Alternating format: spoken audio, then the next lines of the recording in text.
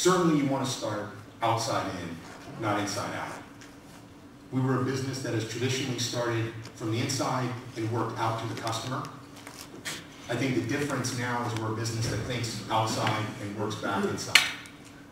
One. I think one of the key learnings now is that insight is in the tails. If you think about a normal distribution, okay? Marketing is traditionally focused. Product development is traditionally focused on averages. And there's no difference or points of difference in those averages. The real insight is in the long tail. Good, bad, and different, it's in the tails. The third thing is that you design for behaviors and you design for use.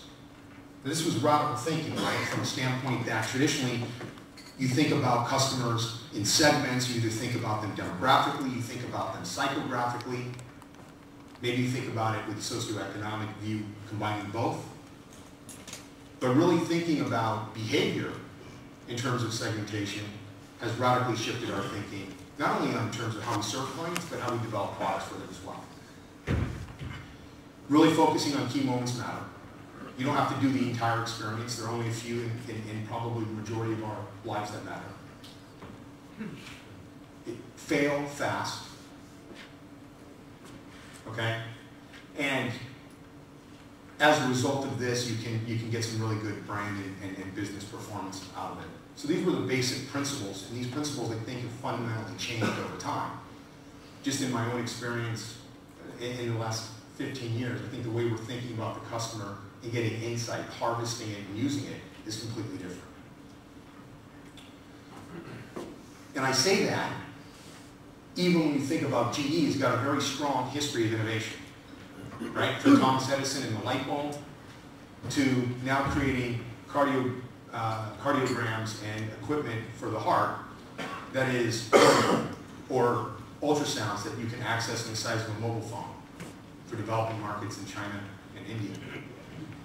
We have 4 R&D facilities, New York, Bangalore, Shanghai, Munich. Lots of patents, lots of engineers. We spend a lot of money.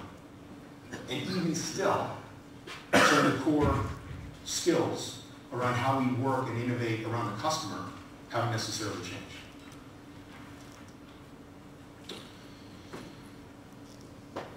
We also think about innovation structurally within GE.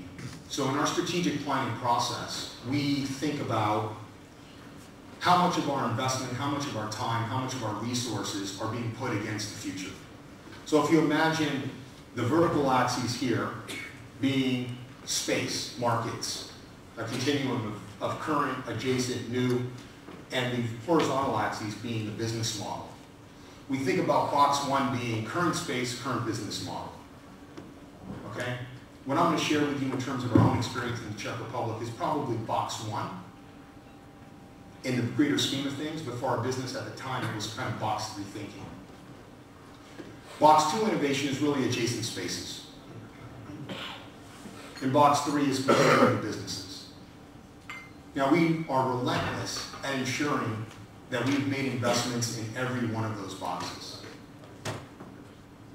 And I think that's enabled us to continue to develop some very interesting technologies, whether it be in the field of medical, whether it be in the field of energy, some very interesting technologies. But we always make sure that there's a certain level of investments there.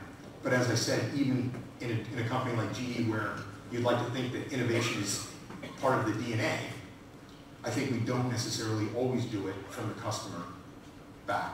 And a lot of it still originates in R&D, and we go out to the market. So we still have some work.